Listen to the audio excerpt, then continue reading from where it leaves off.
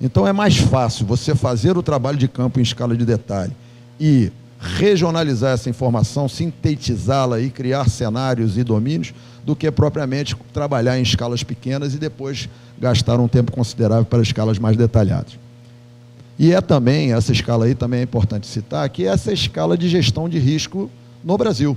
Porque quem tem a responsabilidade de gerir o risco mais imediato em cada município é a própria Prefeitura Municipal.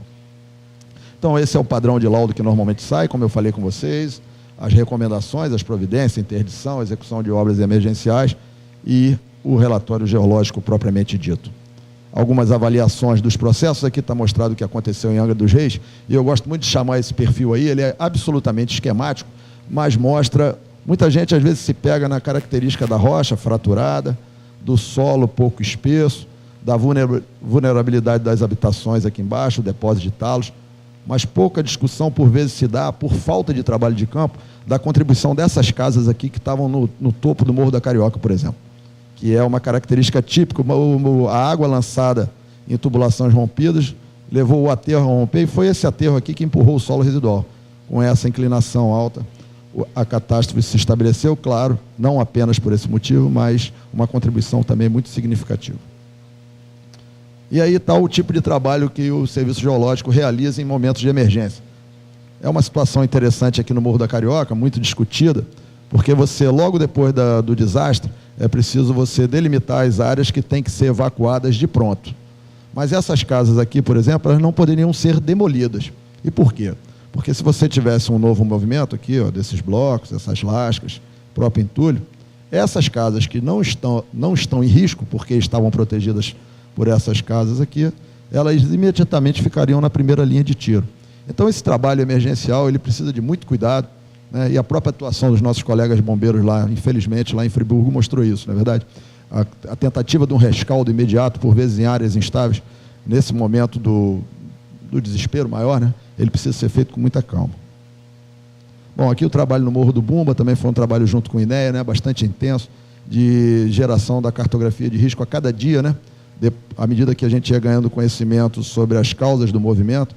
Aqui foi uma corrida típica, né? Primeiro começou como um deslizamento do entulho, que empurrou o lixo propriamente dito ao longo da drenagem, e aqui eram as cartas, né? Todo dia a gente se reunia com o pessoal do Defesa Civil, com o pessoal do INEA, para gerar essas cartas de necessidade de evacuação e também levando em conta as obras que estavam sendo realizadas e a busca de corpos também. Aqui o trabalho realizado em São Gonçalo, em Niterói, também em abril de 2010. Estou destacando muito porque esse é o trabalho que, a partir de dezembro, dia 1º, todo o grupo de risco geológico do DRM estará voltado especificamente para isso. Ou seja, as cartas de riscos que estiverem disponíveis vão ser colocadas à disposição, e estão sendo, das prefeituras municipais, e a partir desse momento começa o trabalho de emergência, não apenas do grupo local, mas também com o apoio dos parceiros das universidades e das outras secretarias. Bom, esse aí é o produto que foi entregue já a 16 municípios do estado, e o nosso compromisso é de apresentar a mais 15 até meados de dezembro desse ano. Basicamente, uma carta de risco com a indicação dos setores mais críticos. Eu reduzi aqui a escala por motivos óbvios, né? Então, aqui estão os setores de maior risco do município de Queimados, e acompanhando a carta de risco, as fotografias de helicóptero, tal como colocado, né, anteriormente, onde as áreas são delimitadas. Infelizmente, aqui a delimitação acabou não aparecendo nesse slide. Mais importante, nessa carta de risco transferida a cada município, é essa tabela aqui, que infelizmente não dá para ler também por conta da escala. Ela hierarquiza as situações de risco, colocando como número 1 a situação de maior risco, ou seja, onde o potencial vezes a consequência, o número de pessoas ameaçadas, essa multiplicação é maior. Somando todos ao final, você tem o número de pessoas que se espera que fiquem desabrigadas no período extremo. Então, isso para um planejamento no período crítico, no plano de contingência, é absolutamente fundamental. Somatório de pessoas que podem ser afetadas e somatório de casas também que podem ser afetadas. Isso num planejamento ainda no meados de novembro, ainda é bastante possível, e a gente tem feito oficinas semanais com os municípios mais críticos, no sentido de que incorporem essas informações e designem esses abrigos com bastante antecedência, porque o quadro é muito crítico. e é preciso tomar essas medidas já. Bom, em relação à Serra, eu vi que a Mary mostrou muita coisa, né? Nós estamos completando aí 9 meses de ação na Serra, né? Muita coisa foi realizada, mas alguns aspectos geológicos que se destacaram no desastre, no mega desastre da Serra, foram as corridas de massa, né? Os debris flows, ou seja, processos coletivos de transporte de solo, matéria vegetal, blocos de rocha, né? E eu posso afirmar para vocês que o desastre poderia ter sido muito maior, quando na verdade a gente percebe que um bloco de rocha como esse aqui, está aqui o seu Jurandir, que mora lá na corrida de massa do Vieira, entre Teresópolis e Friburgo, esse bloco aqui ele só foi transportado 60 metros.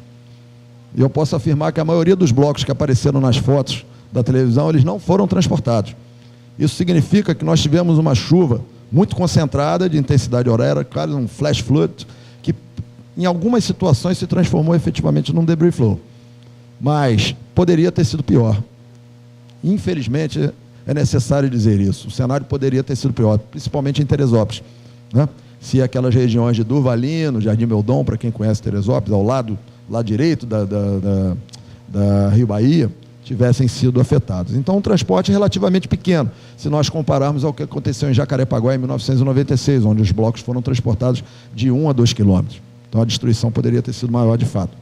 Outras fotos que chamam a atenção, aqui sim, uma face debris flow do movimento. Vejam vocês que aqui é o campo de futebol, onde está a menininha, e como ele foi ocupado pelos grandes matacões. Mas não foi todo o movimento que foi caracterizado assim, foram algumas faces do movimento, né? Ele teve aí na ordem de 10 quilômetros, e principalmente no seu trecho inicial ele teve característica de debris flow, mas na verdade ele foi um grande flash flood. Bom, aí já no córrego Dantas também a contribuição dos deslizamentos laterais, vejam vocês que o movimento é diferente, já não envolveu blocos de rocha, na verdade aqui é um mud flow, né? Semelhante ao que o colega mostrou na região da Itália, apesar de lá nós temos a presença de lava, que é um material muito mais plástico. Então, os estudos continuam nessas áreas. Há outros tipos de movimento tão importantes quanto, principalmente na região de Teresópolis, como vocês veem aqui, é o que a gente chama do deslizamento na parroca, né? Uma capa de solo pouco espessa, e quando ela é transportada, ela tem a capacidade de empurrar esse material que está na base, que são basicamente o que aconteceu lá no Caleme, Camumã, né? As regiões lá para a Barra do Imbuí, né? Essa capa de solo desliza, ela empurra esse material aqui. Até estivemos lá na semana passada para fazer a atualização do risco remanescente de novos acidentes no Caleme, que é uma das áreas que mais preocupa o Ministério Público lá em Teresópolis. Tivemos um tipo de movimento que é muito raro aqui, por conta das características do nosso solo, que são os deslizamentos tipo Catarina, né? Porque reproduzem muito o que aconteceu lá no Morro do Baú em 2008, que são esses deslizamentos aqui em relevo relativamente suave, né? Morrote suave, aqui é o condomínio do Lago. Morreram 16 pessoas, aqui é a prainha. Então vejam vocês que é um deslizamento bem diferenciado. Você tem um perfil de solo mais espesso, você precisa de uma subida muito significativa do nível d'água para ter essa ruptura.